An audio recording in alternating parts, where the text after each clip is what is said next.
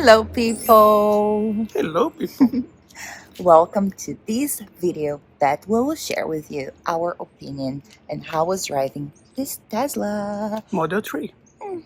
We rented this car through Turo and we rented with a couple of friends, so we are exploring Vancouver. Let's check it out.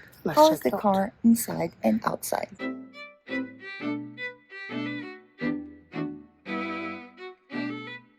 So first thing, how to open up the door. So different. You press here, get the handle, and you open. One thing interesting is that instead of having a key for the car, we have a card.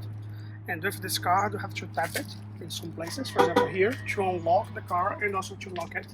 So this is locking, and this is unlocking. And now, like Prila showed you, you have to press it and then pull it. And here you have the car opening up. As soon as you open up, the car seat will go into an easy entry position so that anyone can get in the car, and then you can change the profile for whatever you're using. When you enter the car, the ceiling is like... It's a whole panoramic view throughout the whole car. Yes.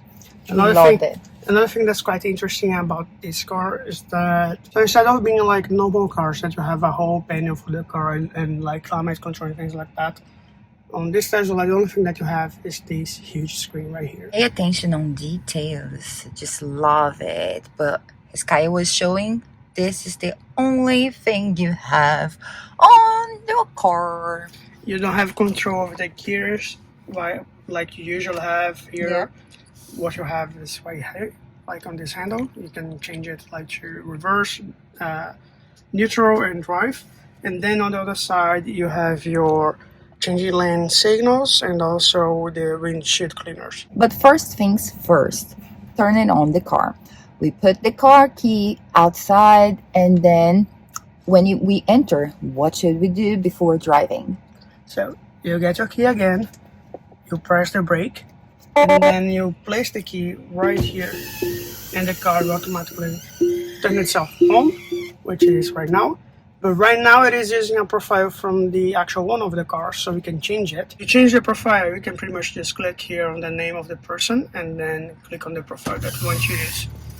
And now you can see that everything will change, like the steering wheel will change, the seat will change, and also the mirrors.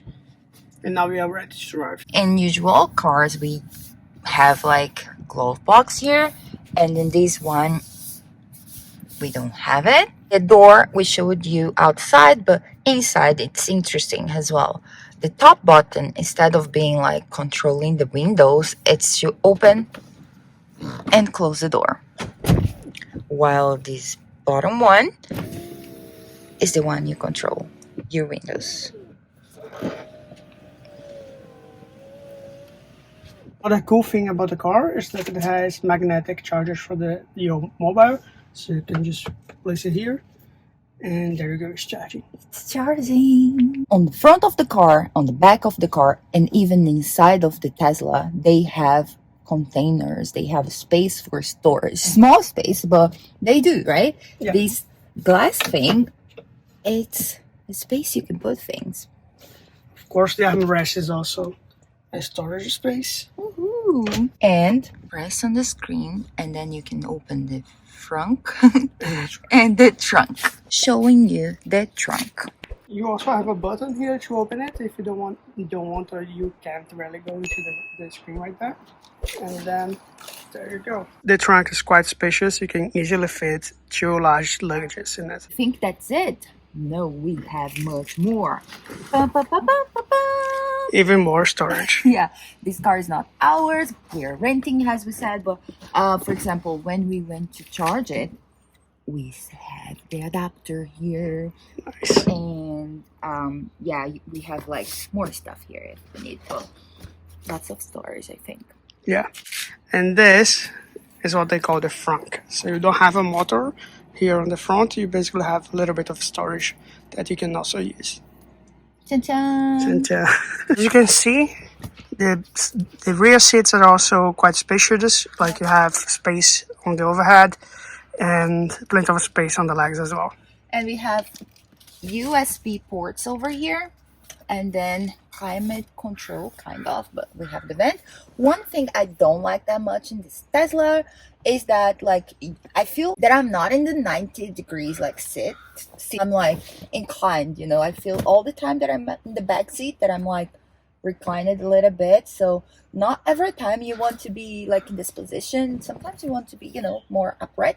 So I don't know, I felt like this, but it's spacious, and it's cool that you can see, you know, the view all the time from here, from the back and from the front. Kyle, how was for you the experience of driving it? You were driving, our friend were driving, so how was for you driving a Tesla? Was that much different from other electric cars we had before? I mean, from other electric cars, isn't that different. Like, it's a similar kind of like vibe or feel.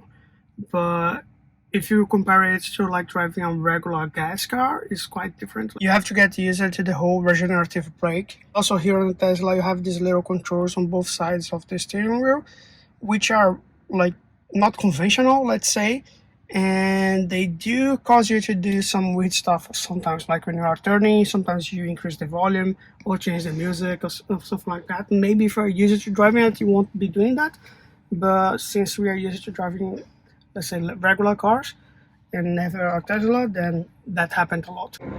We are charging right now. So, a couple of interesting facts. First of all, yesterday it took us like 35 minutes and we paid $4.50. It was so cheap. Second thing, you can stay inside of your car. Lots of people they stay inside of their cars. It's like safe. We're going to a mall and then we will come back. And another thing is not related to charging, but at the same time, kind of it is. That is about the car having the sensors, right? But when you leave the car, you park it, the car will use its cameras to check it out what's going on. So sometimes when you come back to the car, you will see the movement around the car, and it will show people that approached the car, and it shows like alerts, you know, and it's interesting. Of course, I think that you can deactivate it, but like every time we enter the car, they say, "Oh, we had some movement around the car while you weren't there." So it's a bit interesting, in my opinion. Driving around Vancouver, we note that we have lots and lots of electric cars all over the city, more than in Toronto, where we are living right now, and we find easily charging stations. And back to the point I spoke about, like the inclination of the car, kind of. How do you feel about it when you're driving? Because from here, for example, I know it's a bit, you know, foggy because it's cold outside, but like, is like the vision for you okay? You can visualize everything when you're driving from here. That is a problem that both me and our friend also mentioned. When you are driving the car and when you are looking at the rear mirror right here, it is a bit weird for you to see what's going on your back. Like, Okay. as you can see right here on the video, like the window on the back is not that big. Like, it is big, but it's narrow. So when Okay. you're looking through the mirror and you also have some changing color because of the sun, it feels as if the actual window that you have access to is super small. So it kind of like cuts what you can see from the other cars. And I reckon that any other car that I drove, it was a little bit bigger, so you had more a better view of what's going on your back. If you take a look, we have 3 seats on the back. We have at least 3 seat belts, but I think the person that sits here in the middle will be like squish.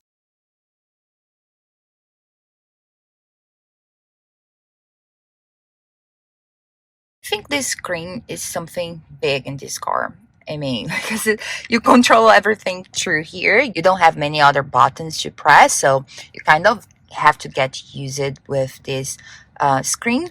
And they have the map. It's good in my opinion because it's big, and it appears some cameras sometimes when you are reversing, on when the car sends some other cars, you know, on your right, on your left, or maybe like it kind of can see or predict a collision, so it will alert you here on the screen. And then you have the car control over here, And then you have the AC, the heating, you can control. As I was saying, everything is like kind of automatic. And then you have access to your phone, you can make calls, have a radio, and then you can control, like press, all the buttons. You have the Bluetooth, you have access to music, you have you're back to your menu where you can control your controls, your pedals, yes, and even the mirrors. Would we buy this car? In my opinion, I don't think so. No. I mean, in my opinion, nowadays there are plenty of other brands that are selling EV cars, and that feel like they are actual cars. Like, don't get me wrong, but I feel like when I'm driving the Tesla, I feel like it is a toy. It doesn't really feel like you're driving a car, especially with this panel. So I would recommend you get something maybe like an EV6. At least for now, it's our love car. Yeah. Yeah. We are reversing right now.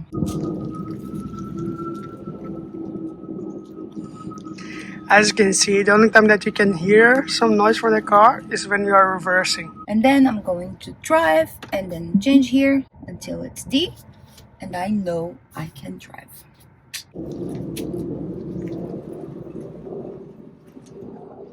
When you finish driving, you press the button P,